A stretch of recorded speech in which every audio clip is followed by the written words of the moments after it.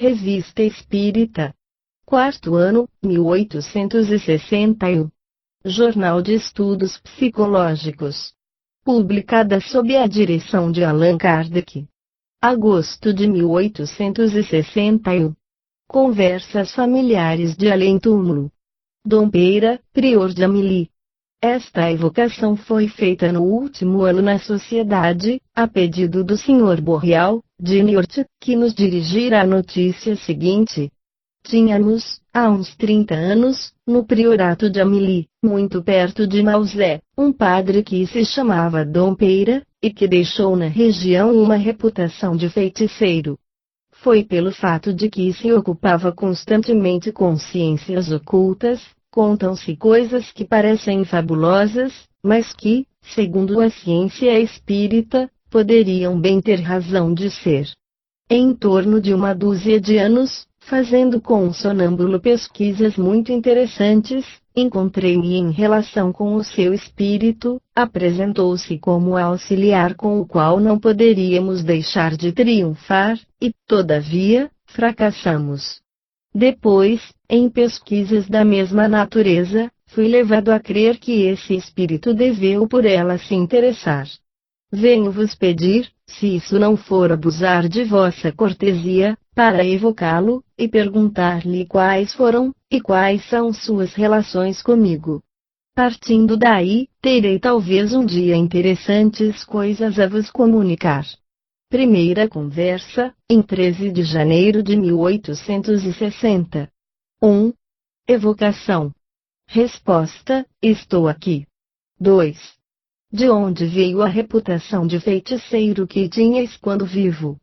Resposta: contos de mulheres, eu estudava a química. 3. Qual foi o motivo que vos levou a se pôr em relação com o Sr. Borrial, de Niort? Resposta: o desejo de me distrair um pouco a propósito do poder que ele acreditava em mim. 4. Ele disse que vos apresentastes a ele como auxiliar em suas pesquisas, poderíeis nos dizer qual era a natureza dessas pesquisas? Resposta: não sou bastante indiscreto para trair um segredo que ele não julgou conveniente vos revelar. O vosso pedido me ofende. 5. Evitamos com todo cuidado insistir, mas vos faremos notar que teríeis podido responder mais convenientemente a pessoas que vos interrogam seriamente com benevolência, a vossa linguagem não é a de um espírito avançado. Resposta: eu sou o que sempre fui. 6. De que natureza são as coisas fabulosas que se contam de vós? Resposta: são, já vos disse, contos. Eu conheci a opinião que se tinha de mim, e longe de procurar abafá-la, eu fazia o que era preciso para favorecê-la. 7. Segundo a vossa resposta precedente, pareceria que não progredistes desde a vossa morte? Resposta: para dizer a verdade, eu não procurei fazê-lo, não conhecendo os meios. Entretanto, creio que deve nisso haver alguma coisa a fazer, pensei nisso há pouco. 8. A vossa linguagem nos admira da parte de um espírito que era padre quando vivo, e que, por isso mesmo, deveria ter ideias de uma certa elevação. Resposta: eu era, creio muito, muito e muito pouco instruído. 9. Quereis desenvolver vosso pensamento? Resposta: muito instruído para crer, não bastante para saber. 10. Não ereis, pois, o que se chama um bom padre? Resposta: oh, não. 11. Quais são as vossas ocupações como espírito? Resposta: sempre a química, creio que teria feito melhor procurar Deus do que a matéria. 12. Como pode um espírito se ocupar de química? Resposta: oh, permiti-me vos dizer que a pergunta é pueril, eu teria necessidade de microscópio ou de alambique para estudar as propriedades da matéria que sabeis tão penetrável ao espírito? 13. Sois feliz como espírito? Resposta: com efeito, não, eu vos disse, creio ter tomado caminho falso, e nisso vou mudar, sobretudo se sou bastante feliz para ser um pouco secundado, sobretudo, se eu, que devia tanto pedir para os outros, o que confesso não ter sempre feito pelo dinheiro recebido, se, digo-o, se não quiserem me aplicar a pena de talião. 14. Nós vos agradecemos por teres vindo e faremos por vós o que não fizestes pelos outros. Resposta: vaieis mais do que eu.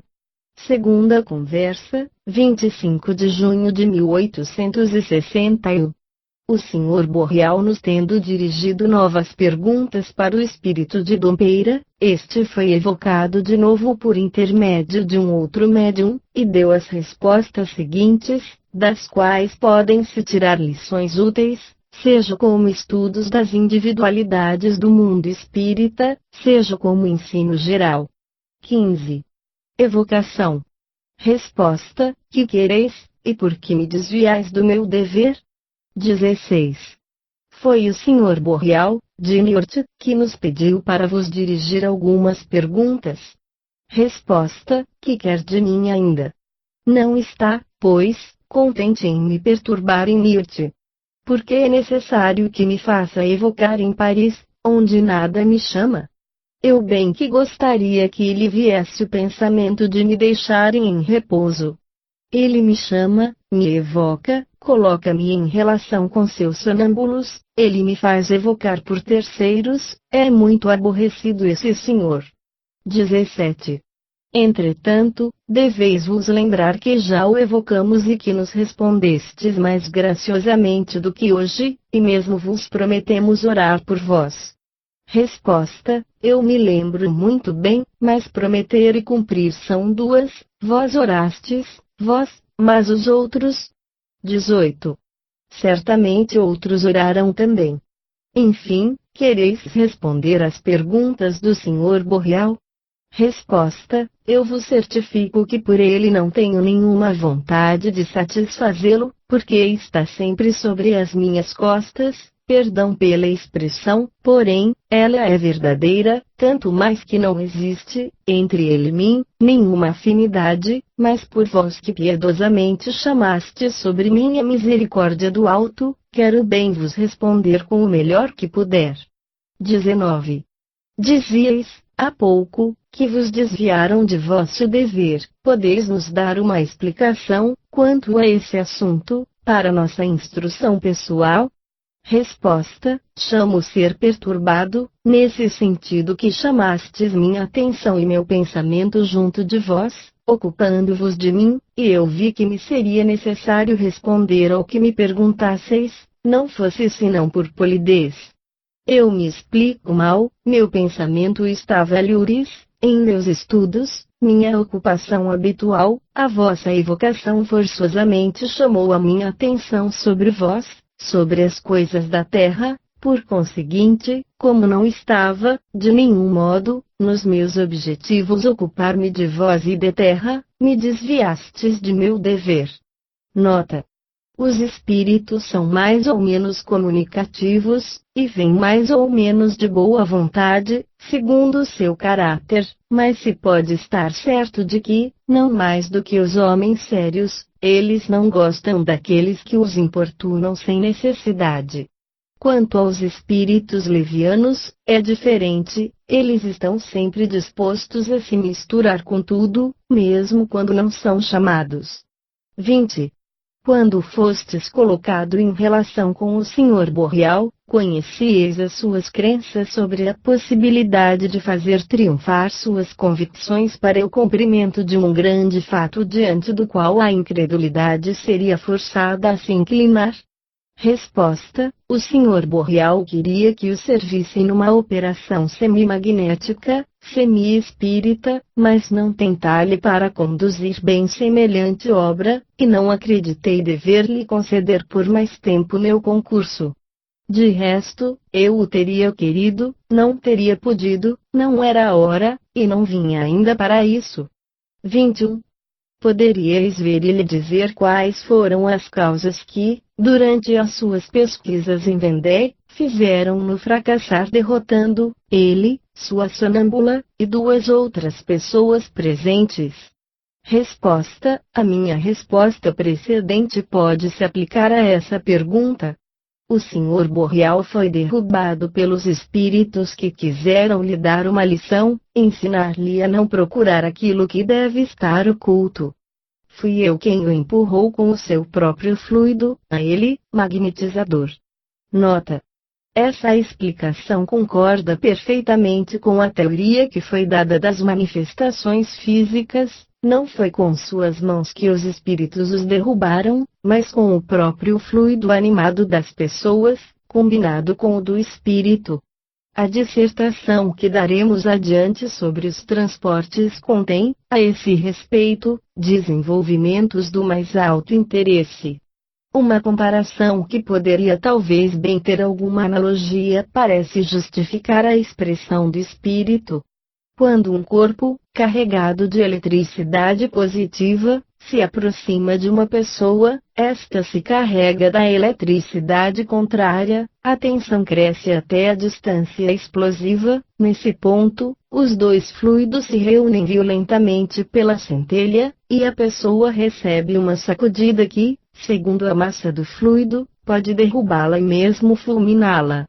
Nesse fenômeno, é sempre necessário que a pessoa forneça o seu contingente de fluido.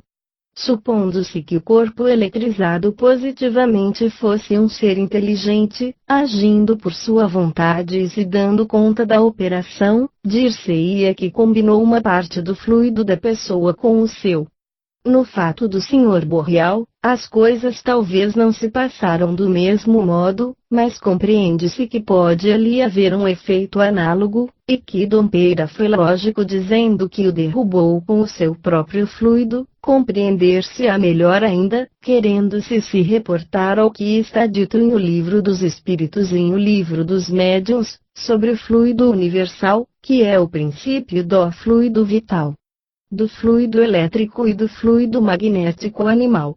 22. Ele disse ter feito, durante suas longas e dramáticas experiências, descobertas muito mais espantosas para ele do que a solução que procurava. Vós as conheceis? Resposta: sim, mas há alguma coisa que não descobriu, é que os espíritos não têm a missão de ajudar os homens em pesquisas semelhantes às que fazia. Se o pudessem, Deus nada poderia ter de oculto, e os homens negligenciariam o trabalho e o exercício de suas faculdades para vadiarem, este após um tesouro, aquele após uma invenção, pedindo aos espíritos servirem-lhe tudo isso quente, de tal modo que não haja mais senão que inclinar-se para colher glória e fortuna. Verdadeiramente, teríamos muito a fazer se nos fosse necessário contentar a ambição de todo mundo.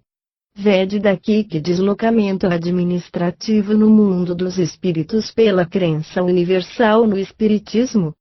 Seríamos chamados ora à direita, ora à esquerda, aqui para escavar a terra e enriquecer um preguiçoso, lá para poupar a um imbecil a dificuldade de resolver um problema, alhures para aquecer o forno de um químico, e, por toda parte, para encontrar a pedra filosofal. A mais bela descoberta que o Sr. Boreal deveria fazer, é a de saber que há sempre espíritos que se divertem em mostrar, para seduzir, minas de ouro, mesmo aos olhos do sonâmbulo mais clarividente, fazendo-as aparecer onde elas não estão, e se darem ao prazer de rirem às vossas custas quando queredes colocar a mão em cima, e isso para vos ensinar que a sabedoria e o trabalho são os verdadeiros tesouros. 23. É que o objeto das pesquisas do Sr. Boreal era um tesouro? Resposta: creio-vos ter dito, quando me chamastes pela primeira vez, que não sou indiscreto. Se ele não julgou conveniente vô-lo dizer, não cabe a mim fazê-lo. Nota: Vê-se que esse espírito é discreto, de resto, é uma qualidade que se encontra entre todos em geral, e mesmo nos espíritos pouco avançados, de onde se pode concluir que se um espírito fizer revelações indiscretas sobre alguém, nisso haveria toda a probabilidade de que o seria para se divertir, e estar-se-ia errado em tomá-lo a sério. 24. Poderíeis dar-lhe algumas explicações sobre a mão invisível que, durante muito tempo, traçou numerosos escritos que encontrava sobre as folhas do caderno colocado propositadamente para recebê-los? Resposta: quanto aos escritos, não foi o fato dos espíritos conhecer-lhe-á mais tarde a fonte, mas não devo dizê-lo no presente. Os espíritos puderam provocá-los com esse objetivo que disse mais acima, mas não estão por nada no escrito. Nota: embora essas duas conversas ocorressem com 18 de intervalo e por médiuns diferentes, nelas se reconhece um encadeamento, uma sequência e uma semelhança de linguagem que não permitem duvidar que seja o mesmo espírito que respondeu. Quanto à identidade, ela ressalta da carta seguinte, que o Sr. Borrial nos escreveu, depois do envio da segunda evocação. 18 de julho de 1861. Senhor, venho-vos agradecer pelo trabalho que consentistes em tomar, e pela solicitude que pusestes em me dirigir à última evocação de Dom Peira.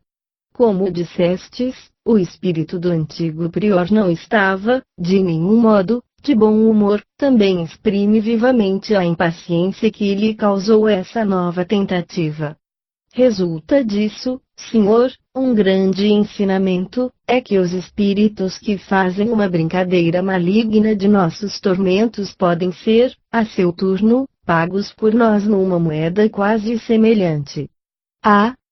Senhores de além-túmulo, não falo aqui senão dos espíritos farsantes e levianos, vós vos gabais, sem dúvida, de terdes o privilégio único de nos importunar, e eis que um pobre espírito terrestre, bem pacífico, pondo-se muito simplesmente em guarda contra vossas manobras, e procurando frustrá-las, vos atormenta ao ponto de senti-la pesar penosamente sobre a vossa costa fluídica.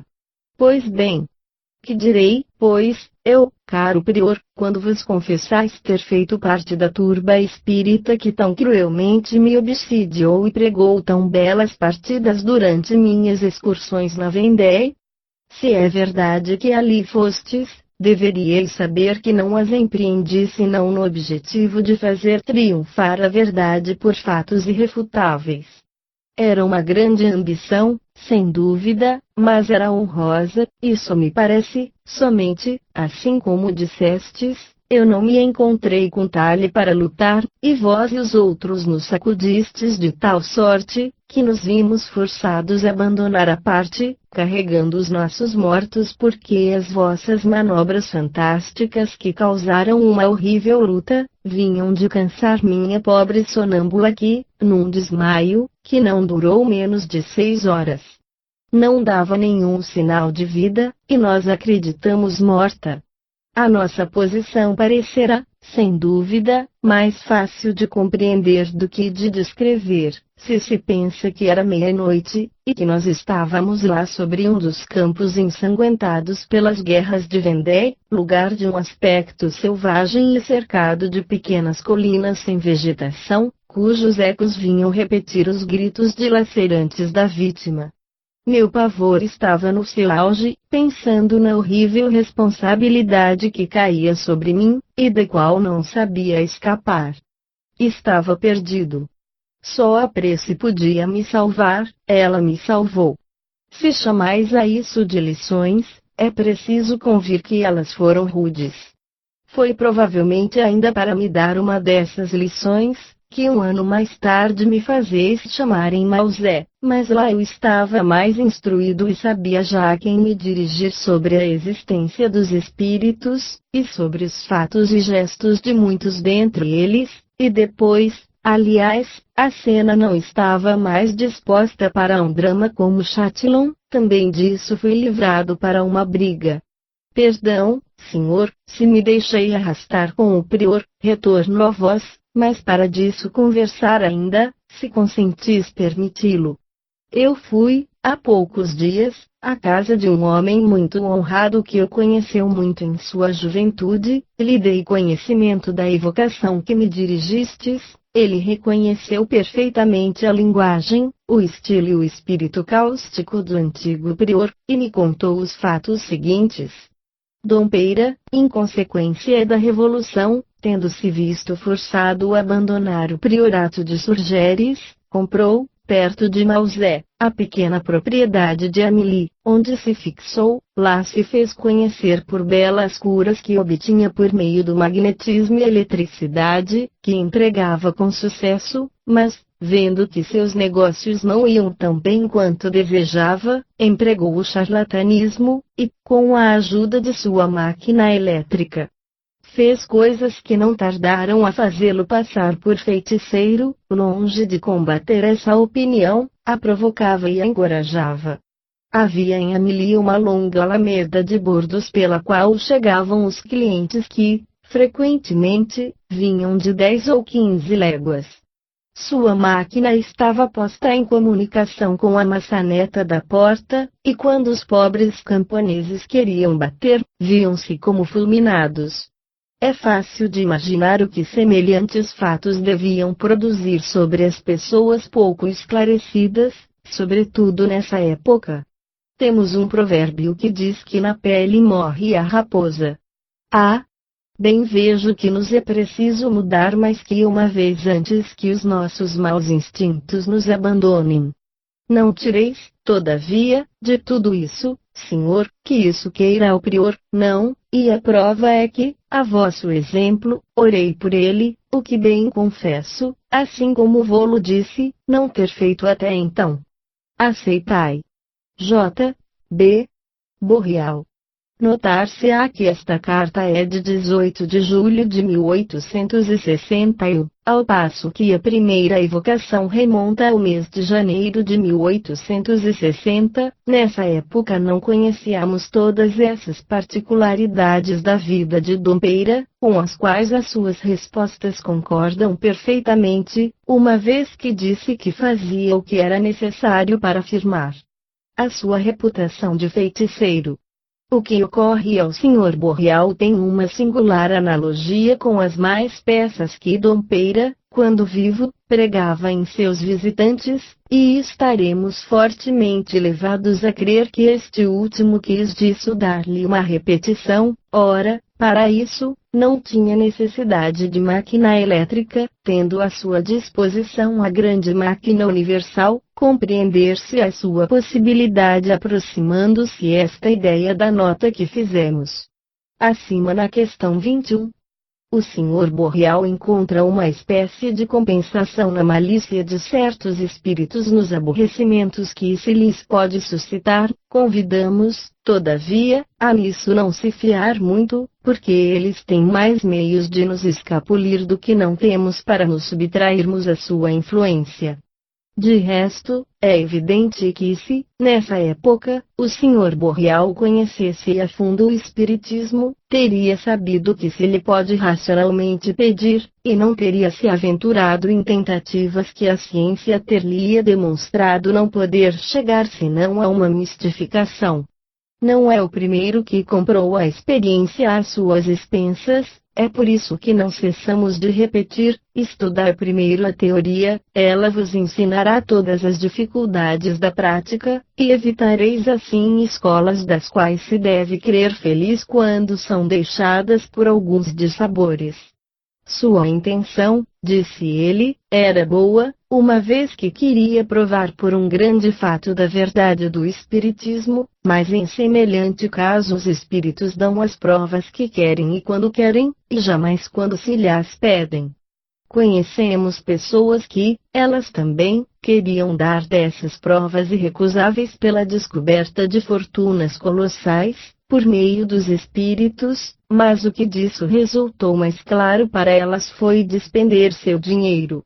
Acrescentaremos mesmo que, de semelhantes provas, se pudessem triunfar uma vez por acaso, seriam muito mais nocivas do que úteis, porque falseariam a opinião sobre o objetivo do espiritismo, estabelecendo a crença de que ele pode servir de meio de adivinhação, e seria então quando se verificaria a resposta de Dom Peyre à questão 22.